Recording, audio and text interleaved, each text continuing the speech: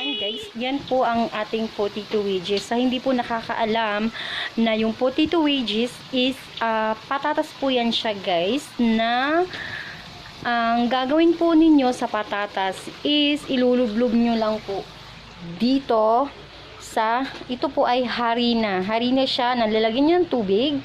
Tapos dito nyo po ilalagay yung patatas. At saka, bago nyo, pagkatapos nyo po ditong, ay, ito po yung una guys. Dito nyo muna ilalagay. Harina din po yan. So, after dyan, ilalagay nyo na po siya dito sa tubig na may harina. So, after nyan guys, ilalagay na natin siya sa kalan. Ayan. Nandiyan na siya sa kalan guys. Yan ang potato wedges. So, sarap. Ayan. Kailangan lang brandy siya guys. So, after maluto nito guys, is ano siya, pag maluluto nyo na to, ano to siya guys, ma-crispy siya. Oo, crispy siya. Kaya, mas maganda na nalulubog siya sa harina para maging crispy yung french fries nyo. O kaya potato wedges. Nilagyan na natin siya ng cheese. Ayan. Cheese. Ayan. Kung saan nyo mabibili itong cheese, guys. Marami dyan sa, ano, sa mga, sa mall. Ayan. Tsaka, gumagawa din kami ng, ayan, maraing mang inasal. So, ang dishes na malaing inasal, guys, lagyan nila yung oyster sauce. At saka yung nor liquid seasoning. At saka yung Sprite. Ayan. Ang aming kusinero, si Jim Box.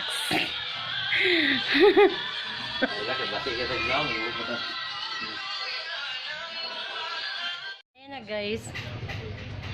Yan, naka-display na yung mga school supplies. Yan po yung mga pull-out na galing sa canteen. Kung saan kami ay doon, naka-ano. Kaya lang, kasi nga, di ba, walang ano ngayon, face-to-face guys. So, punta na tayo dito sa loob. Ayan, ito na po yung loob na bago naming destination ngayon guys. So, ito guys, so sad kasi ang daming ano ngayon guys. Tingnan mo yung KitKat namin. Ang daming KitKat, pero guys, so sad kasi expiration na siya. Expire na. Ayan yung expiration niya is, ayan. Yung expiration niya is nung March 20. Kaya, ayan, hindi na siya magagamit. So, ilan din yung mga chocolate na yan. Ayan, meron pa kami mga biscuit. Ayan. Siya. Sa mga beng-beng guys. Pero expire na rin siya. Nag-expire na siya nung August 20. Nag-expire na siya. Meron pa kaming mga waffle. Para tsaka yung ito mga stock namin guys. Kasi kalilipat lang namin dito sa bagong pwesto. Yan, marami kami mga stock guys kasi nga yung ano namin noon is ano. Tsaka ito guys, ito pala yung wine. Yung rice wine guys na ginawa. Ayan, so sa next vlog guys, tuturo ko sa inyo kung paano gawin yung rice wine. And very ano siya, very healthy siya guys kasi wala siyang mga ano, kaya dito naman tayo sa kabilang kwarto. Ito naman yung mga collection ng mga baso. Ayan. From Japan. Ayan. So, dito naman tayo sa kabilang kwarto, guys. Ito siya. Naka-file na siya lahat. Naka-file na siya. Tapos, ayan. Ayan, guys. So, mga tambak-tambak lang yung mga gamit. Kasi, yan. Ang daming mga ano. Ito, nilagyan na namin ng mga brand yan. Mga kawali. Ito naman, rice cooker. Plates. Saka ito. Ito, yung mga knife, grater, strainer. Yan.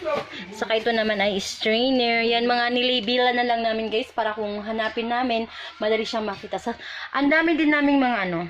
Yan, mga cups kasi Yan yung nilalagyan ng sa ano sa school pag mga budget meal. Ayan. Guys, kung nakikita nyo yan guys, ayan, sobrang taas 'di ba guys? Nasa baba kami. Kaya ng pinakataas. So ganito yung style sa Baguio guys. Yung mga lugar is napakataas. Ayan, pasilip ko lang kayo diyan sa taas na yan. Ayan, kami ngayon nandito sa baba. Ayan. So yung ganyan, so ayan. Ayan guys. Ayan, so ikot tas. Yan, ito naman yung mga ukay-ukay guys na nagbili din ng ukay-ukay nung mga lockdown. Yan, bumili kami ng ukay-ukay. Yan, wala din hindi nagamit siya. Yan, nakatambak lang siya. So, ito mga expired na to siya lahat guys. Expired. Ayan o, tingnan nyo naman. Ang dami-dami. Puro expire. Diba? So, nalugi na kami. Luging-lugi na siya guys. Pero, still laban pa rin tayo sa buhay. At saka, ito na yung sa kusina.